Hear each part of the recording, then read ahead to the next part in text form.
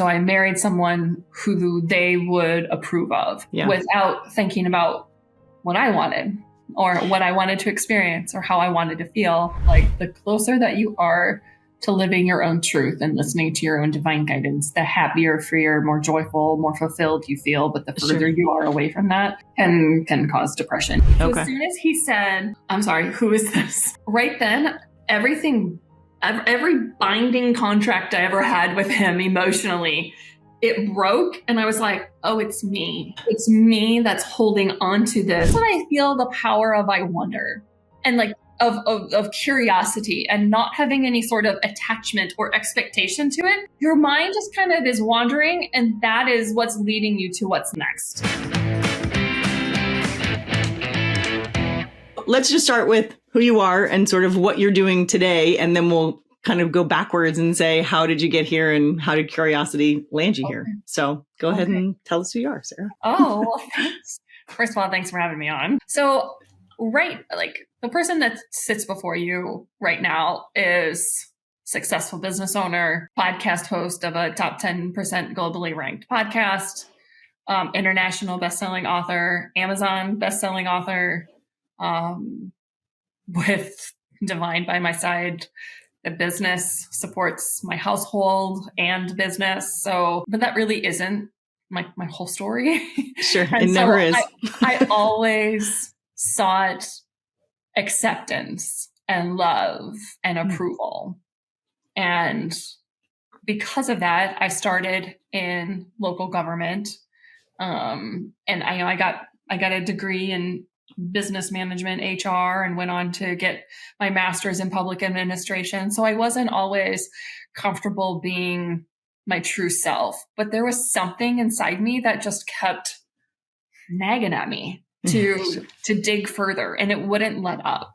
And that showed up in me feeling tired, worn out, pulled in many different directions. But because the podcast is I wonder, man, that statement is so powerful because the I wonder lets go of the expectations after the statement. It expands your thoughts, your curiosity, your wonderment. I mean, I wonder. And it's like I wonder if I could own my own business. Or, I mean, at one point, this is going too far back, but I don't really have any framework to follow. So I'm just and there's no such thing as too far back. But I was married. This is my second marriage, final marriage. But I was married before. And at one point I was like, I wonder why I married a man that I did not love. Yeah.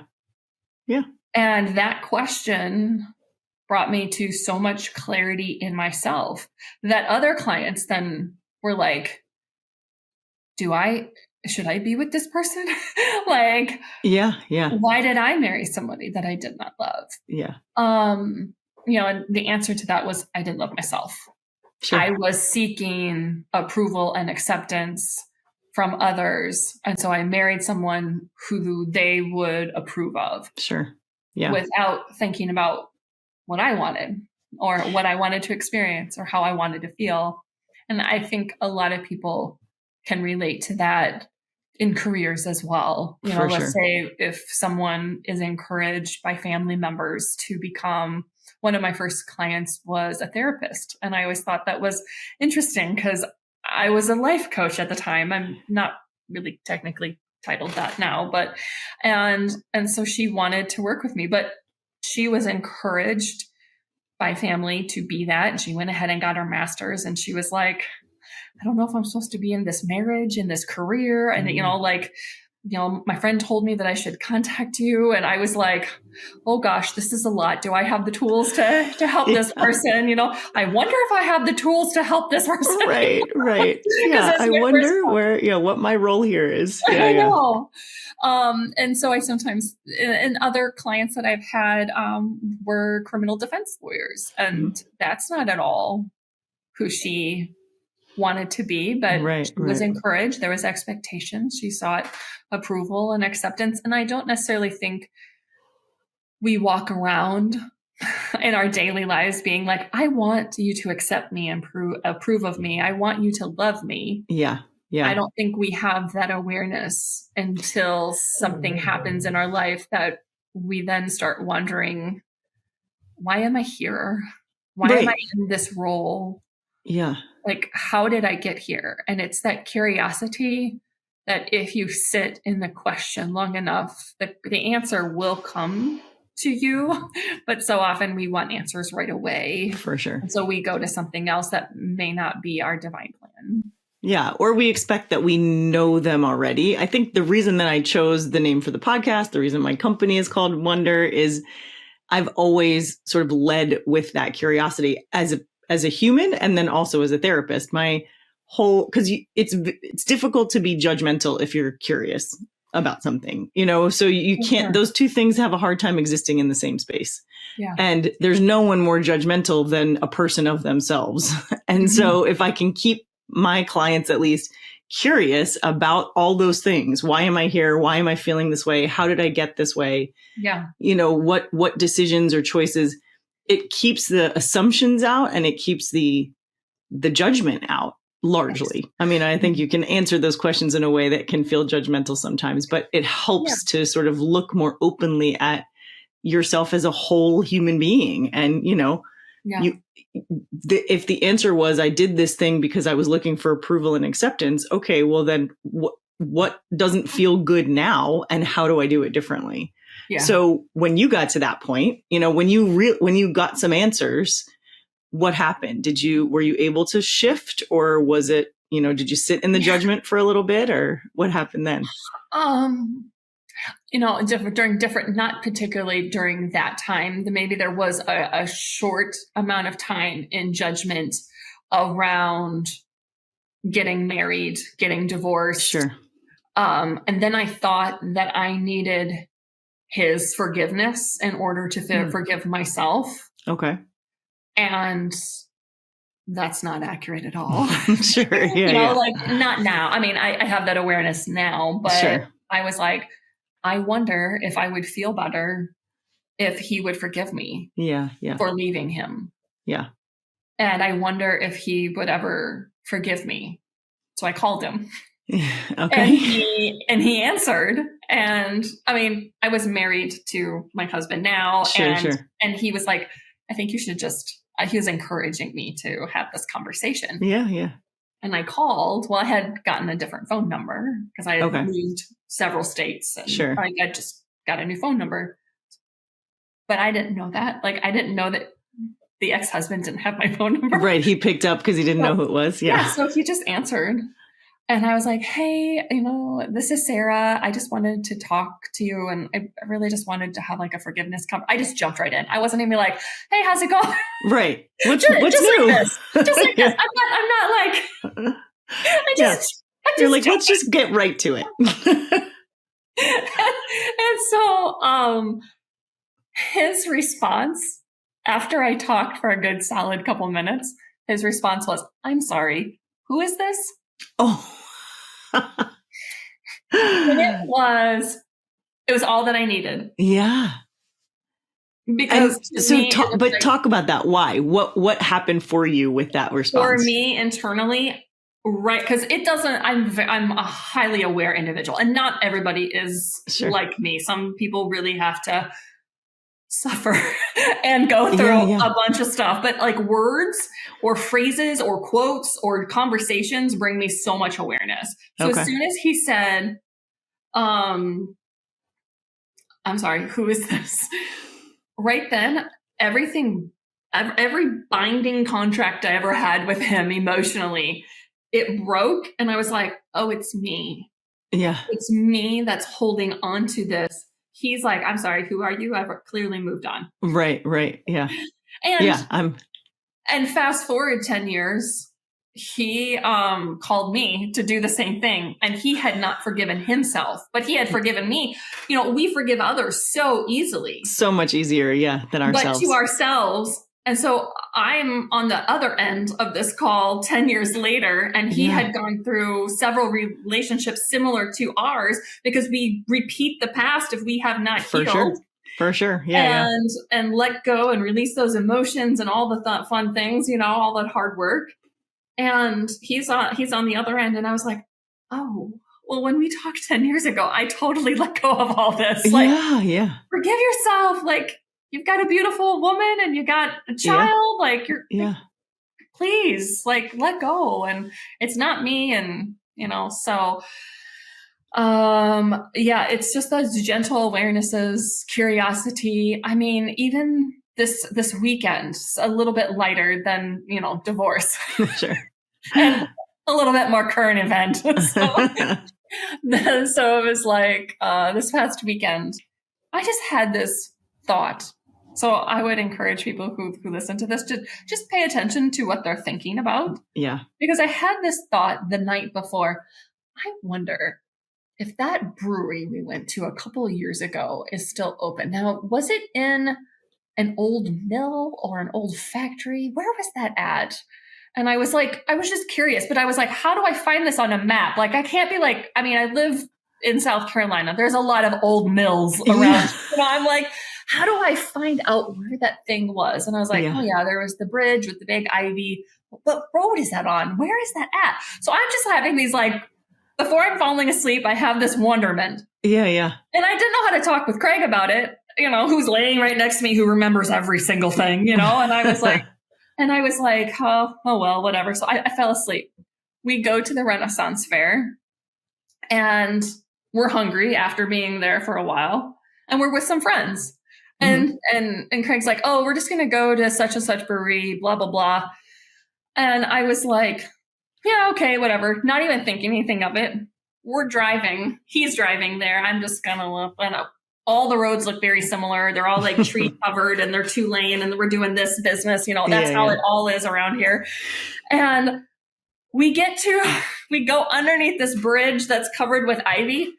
And I go, oh, I was just curious about this last night. I was like, I was laying, and he goes, shut up. Are you serious? And I was like, for real? Like, I was wondering where this place was, but you kept saying the name and it wasn't registering. And he's like, oh my God. So we went there. Like, that's the night so before funny. I went, and that's what I feel the power of I wonder.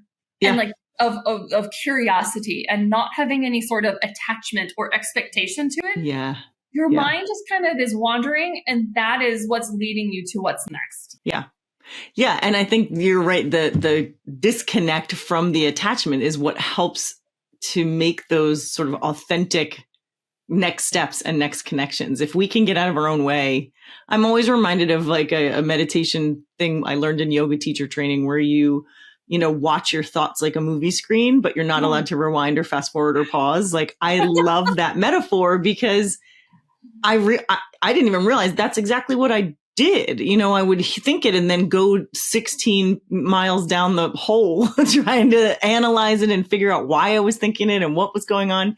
And there's something so freeing about just noticing the stuff and maybe being curious about not why, but like, well, why? What does that mean? What is this here for? So, in the pub case, it's really just a fun coincidence, but, I'm sure there are other examples of your life that got you to where you are with that same. Yeah. Would you want me to give you those as well? Sure. Yeah. I mean, so I hired my first business coach. Okay. And she was like, be curious about who you are as the CEO of your life. Okay. And I was like, what does that mean? Like, I worked in local government, like I said before. There wasn't really, unless I was planning to be a city administrator or like HR director, but I wasn't there. I was a transit operations supervisor or a Parks and Rec director. Like, both of them you can now laugh at. You're like, I can't see it, Sarah, but I mean, it's okay. I'm picturing you in like Amy Poehler stuff from Parks and Rec. I know. Craig loves it, and I can't even watch it. There's a scene in there that they're overanalyzing, I think, pigeon poop or something. I had that. Like, it was like downtown, and you're like, what are we going to do? Like, let's have a 3-hour conversation about it. You're like, it's too close to home. Oh my God. So, anyways. So I didn't understand even like the CEO. And so I'm like, okay, where would I start? Right. I'm just gonna be curious about this. A friend asked me to go to a Christmas spiritual women's gathering 45 minutes north of where I was living. I was like, sure, I've never been there. Cool, Sure. let's go. And this was before kids. I mean, so there wasn't like some like, oh, I have to have a big, I was just free, very free to go do whatever I wanted. Yeah. Yeah. So I went, and there was an angel reader coach there. This was way before even, I mean, I was like, sure, I'll sit with a bunch of spiritual women. Like, Right. I didn't know anything about anything at this time. Cause my business was, I mean, like this was 13-ish years ago or something. Okay. So anyways, I'm sitting there and they pass a basket around. And whatever word we got is our word. And so I pulled out the word integrity. And I was like, well, I guess if I have, I mean, that's a common word for people who are CEOs. And I guess if I'm going to, I'm like, well, and this is what I think really helps people with their businesses is not just be like, okay, I have integrity. That's my word for the year. Right. And just stop there. Right. I do not. Like, this is where, and I'm sure you don't either. Yeah. In your love and your wonderment of things. I was like, I wonder what integrity really means. So I looked it up, and is consistently living according to your values, beliefs, and principles. And I was like, all right, well, do I know what my values, beliefs, and principles are? Yeah. Well, Divine just gave me 9 principles to live by, and I've been living by them. So we're going to start with those.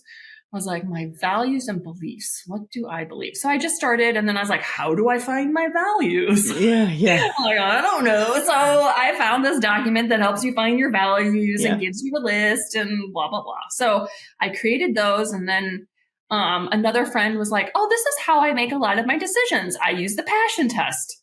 So I was like, okay, that sounds like fun. Like, let's find our passions, But all the answers kept coming to me as I just sat in the question, who am I as a CEO of my life? And then just in random, quote unquote, very divinely aligned conversations is how I would like to look at it. But people would just come in and so it's like, are you aware of the grocery store clerk that may say something? I most recently was down at the pool, and fast forward, 12 years now, 13, whatever.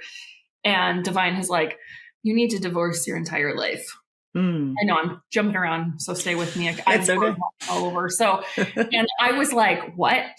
Divorce my entire life? Like, no, like, I'm just not, like, because I was thinking like past, and going through that, I was like, no way. That's just it's too much. And Divine's like, no, I said your life, the way you do things. There's a new way of living. There's a new way of doing business, and you have to figure it out. And I realized that I was holding on to an identity of myself that no longer existed. Yeah. And I was having an identity wrapped around what I was doing and not who I was being. Yeah. And so there's a whole, the healed process, which is now the thing that I am teaching and living by and experiencing and sharing, all came from that. And, but in that process, my children were taking swim. Yeah. They were part of a swim team. And the first meeting, we gather down at the community center, and one of the coaches, 18-year-old senior, says to me, and he's like family friend and things. Sure. And we're talking, and I was like, oh, you're going to love college this coming year. I was really awkward at 19, but you're not awkward. You're so fun. You're like, you'll do great. And I'm just nonchalant, even thinking about what I'm saying. Mm-hmm. And he says, Sarah, you're really not all that awkward. You've really made me feel comfortable. Maybe you shouldn't think of yourself that way. Yeah. 18 years old. So if you're a person that's like, I will only take advice from people who are older than me. I will only listen to this type of person and their viewpoint and their political views and blah, blah, blah. But if you're just out living life and someone randomly says something to you, are you curious enough to be like, is that applicable to me? Does that apply to me? Is that beneficial to me? Is it healthy for me to be thinking and speaking of myself this way? And so right then and there, I was like, you're right. I'm Yeah. not awkward. That is who I was. So like it was a long process of coming to where I'm at, but it's these little moments that if you're open and available to anything and conversations and really just staying in the question, like, is this Sure. healthy for me? Is this right? And being spiritual person, I had to learn and since I channel and things, I had to learn to only give guidance and insight to people who want it. Who asked for it? Yeah. I think there's a quote like, "Don't give a lecture to someone who just needs a hug." Right. Yeah. Yeah. When I work with parents, sometimes I've been known to say, like, ask them, do they want advice or do they just want you to be quiet and listen? Because I think that is a common parenting mistake too, where we think we have to impart all this wisdom at all times. So, and instead, sometimes people just need you to be quiet. Yeah. Yeah. And like living in the question, like you were saying, even with coaching, I mean, that can be applied to so much. I was just watching Instagram like during lunch, and someone was saying there's like a teacher to all stylists, like hairstylists, and they were like in a class, and she was like, they like, what if like you have a trigger, that's why they're pushing your buttons, you can't have the trigger, like she's like directly telling. And I was like, what if you worded it a little bit differently? Yeah. And they may have been a little bit more receptive than been like, I don't have any triggers. Like, what are you talking? Like there was a whole attitude with the video. Yeah. And I mean, good points of view, but I thought to myself, well, what if we just said, are you aware that if you didn't have the buttons, they would have no buttons to press? Right. Like, right. Just, and throughout this process is just gentle awareness heals. So this curiosity, this wonderment, this awareness, and being gentle with yourself, it heals you. So. Yeah. And that openness to everything around you, I think is such a gift, and also something that needs to be honed so that you're right. Like you're not taking in, I know that personally, even, and I was going to say with clients, but even personally, there have been times where when everything's a message, sometimes it's hard to know what the message is. And so I've had to learn over the years to be able to filter, like sometimes it's not a sign, it's just somebody saying something, or can I use this? So the curiosity then extends into, I heard these things, or I had this thought, or I whatever. How can I use that? Or how can that be beneficial to me? Or is it just something I need to let go of? Versus, being closed off to it isn't the answer, but being able to filter that. So how can you talk a little about how you sort of honed those skills too, of knowing what to pay attention to and what to not hang on to, I guess. I appreciate you bringing that up because it's true. And that's a whole nother like lesson and talk. And I mean, being empathic and feeling other people's emotions, their thoughts, their energy, that is a whole. And so you don't want to be taking on everything. And so how did I hone in on that? Again, it's my curiosity on how I even receive divine guidance. Once I realized I had a gift, I just stayed curious. I literally was like, okay, I'm going to go for a walk. When it wasn't like, I didn't jump right in and be like, I'm going to deliver a message to you. I'm going to have a whole business around you. Like, no, not at all. And the same as like the heal process. I had to understand it, embody it, move it, integrate it. Like I didn't just jump right in and be like, divine wants me to teach this. Here we go. Ha ha. Like, right. Same as divine guidance. So I stayed curious with it and was like, all right, so I'm going to go for a walk.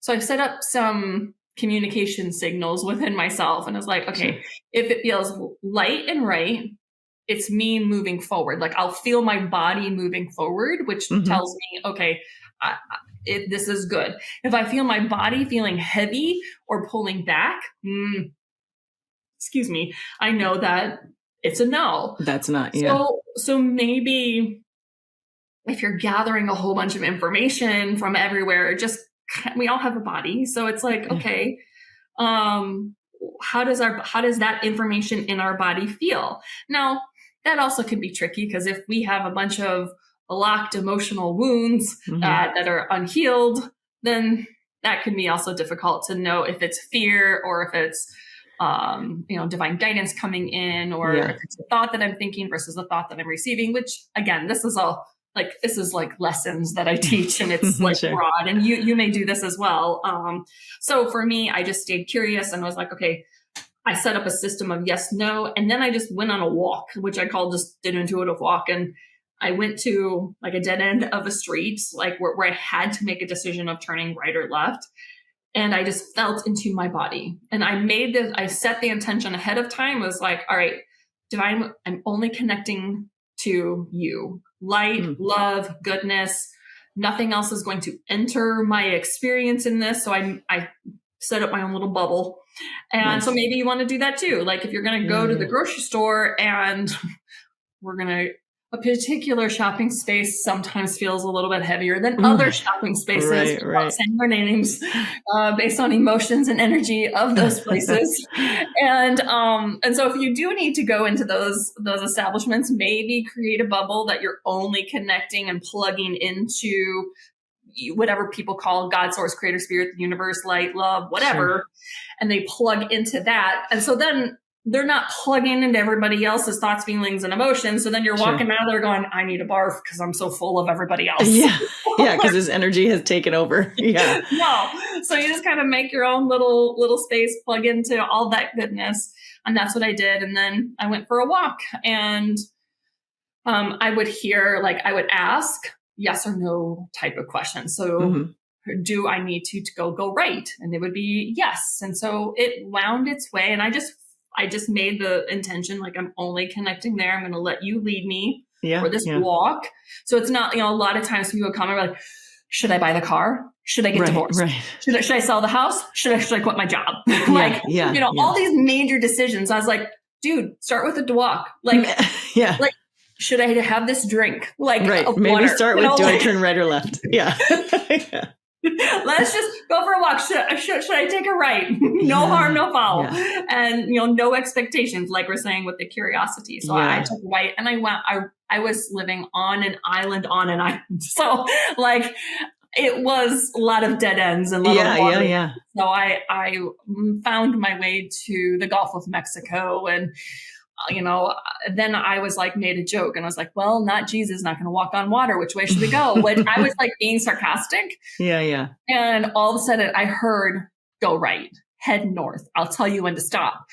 And I was like, holy buckets, I can hear. Like, so then I could figure out, and a lot of people, when they're working with me and wanting to understand their own spiritual gifts and their own connection better,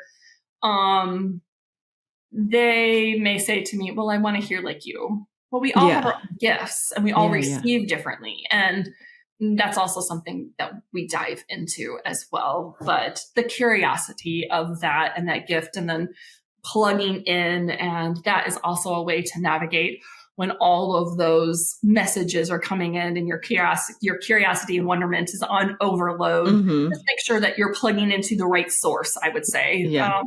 Which is smart. And I think for the majority of people, I would imagine the people that you work with are, 10 steps ahead of most of the people I work with, in the sense that we usually have to start at the very basics of even paying attention to your body.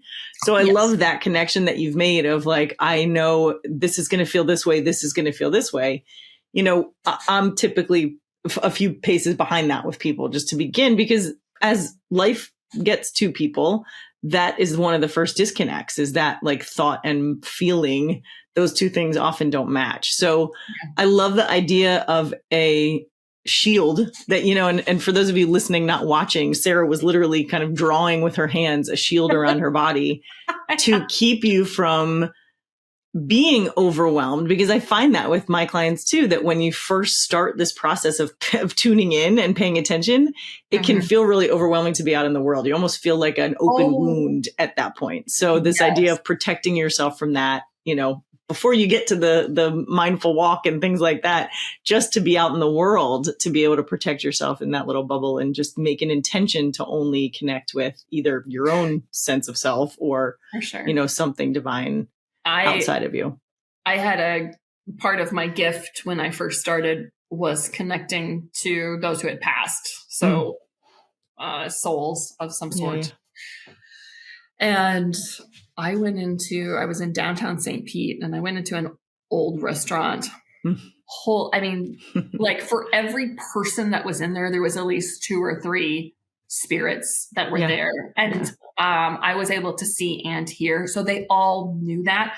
It was like they all rushed up to me. Okay, I have lots of things to say. I want to talk, and then we need to go over here. And I was like, stop. Like, and I'm just walking in, and no one even knows. And like the attendant's like, I'm sorry, we're going to be about 45 minutes. And I was like, Jesus, no. Yeah, you're like, I can't do this for 45 minutes. Yeah. That's not my primary gift now. I asked for it to shift so I could connect directly to, I was like, why do I need to connect through that spirit to get into the soul that's sitting right in front of me? Can I connect just to the soul that's in front of me? And Divine was like, yeah, let's do that. Yeah. So anyways. Yeah. It can be overwhelming. So for those who aren't even, I know. I bypassed the whole let's connect to your body and No, that's okay. That's okay. Because this is your gift. It's just that I'm trying to sort of bring it back to those of us who don't have that. Or don't yet, haven't realized it yet or whatever. Like just I guess some of what I'm trying to say too is that in order to trust your own intuition and listen and be curious about yourself and all of that, you don't need necessarily to be able to channel or talk or anything else to anyone else. It's the same sort of energy to do it for yourself too. And so that protecting yourself from the energy around you is necessary no matter what you're trying or not trying to channel, I guess. Yeah, for sure. I mean, that's one of the things that a lot of spiritual business owners come to me. And when they first started to come to me, I was very surprised because I was like, you don't know how to connect with yourself, but you're channeling for others. Yeah. I was like, what? But that has always been my thing, that I do it first for me and I'm the test subject and not somebody else, because I would rather mess up my energy for 30 seconds rather than screw up someone's life. Like, no. So, right. But others didn't know how to connect with themselves and use their gift for themselves. And excuse me, I got the hiccups. So that was a major step and awareness that I had to have is, okay, how do people connect with themselves? How did they listen to their own divine guidance for themselves? Yeah. How do they connect with their body? How do they connect with their breath? Are they comfortable breathing? Are you holding your breath a lot of times, instead of actually breathing? How intentional are with your thoughts, your feelings?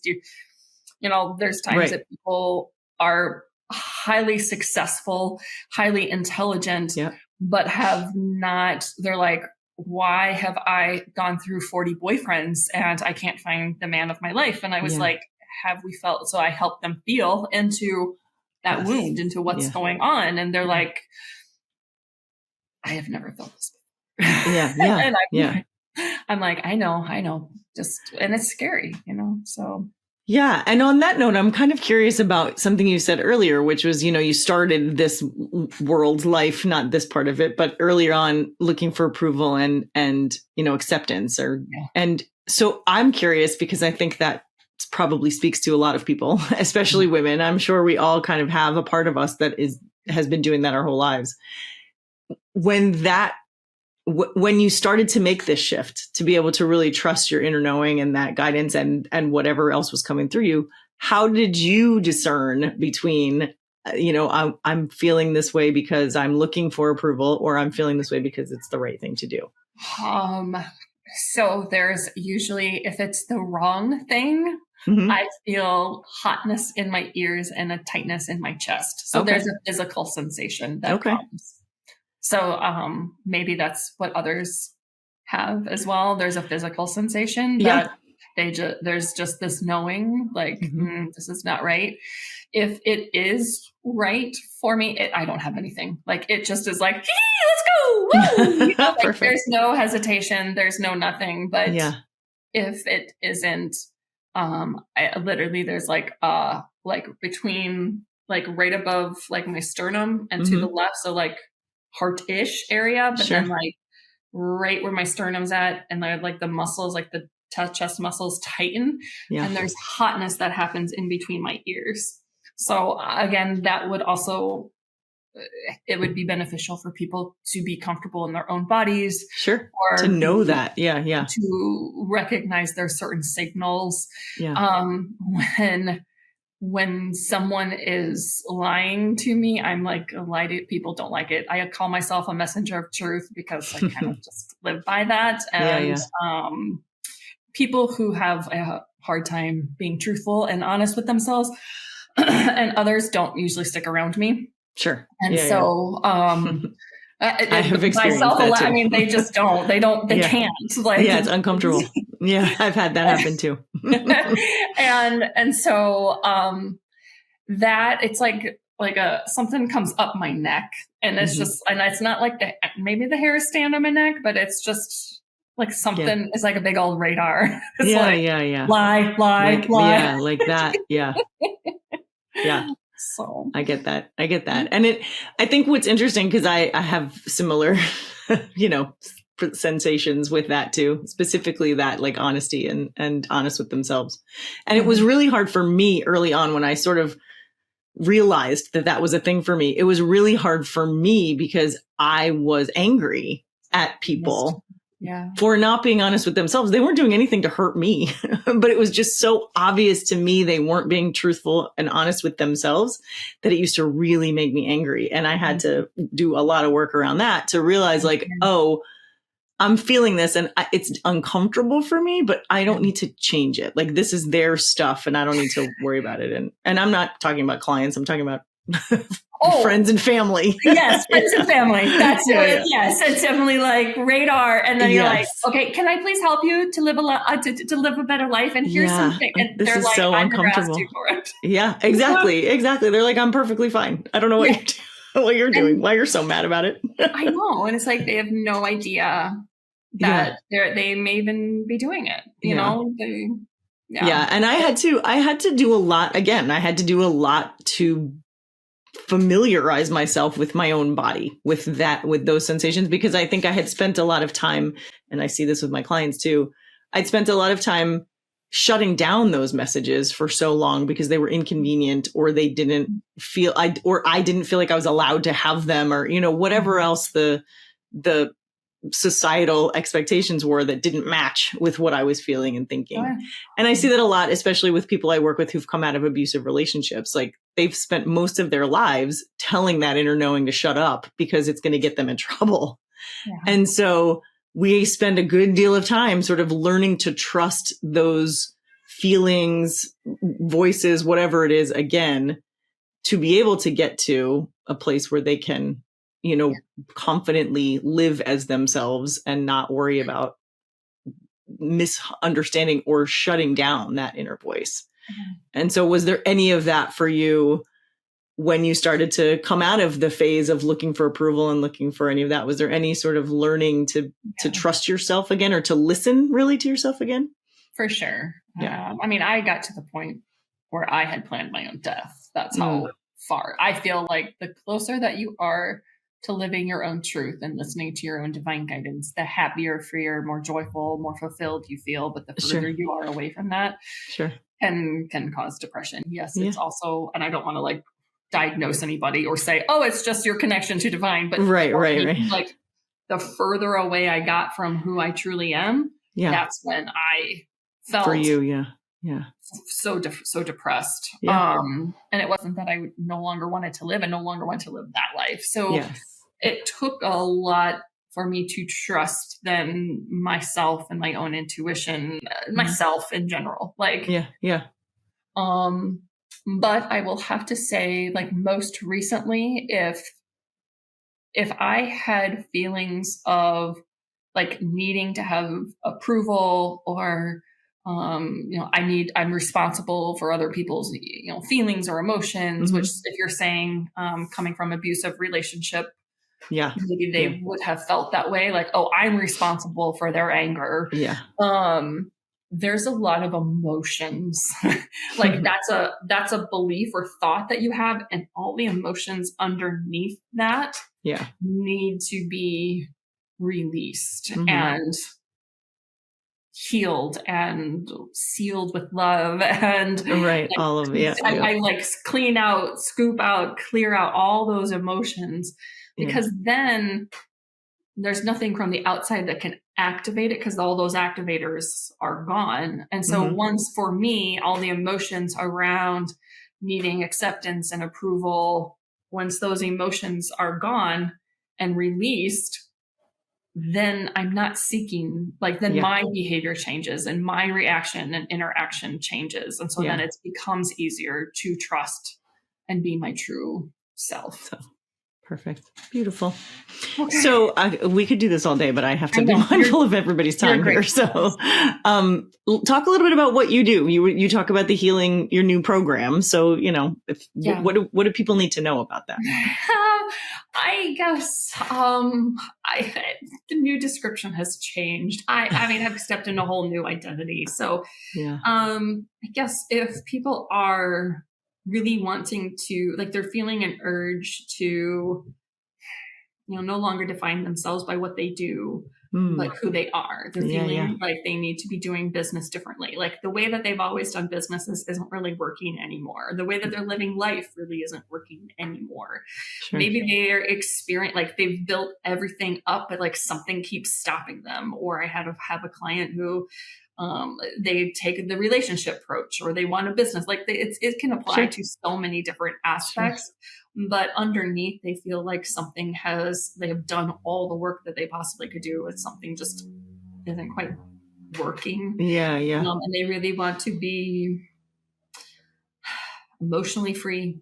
They want to no longer be repeating the behaviors and patterns over and over again. Let's say, like, whether it be in business or in relationships or even with themselves, So that's what the HEAL process is all about. Divine gave me the process. It's an acronym, HEALD, ED. And so it's an acronym. So it's just, I don't have the right marketing standpoint on this. That's okay.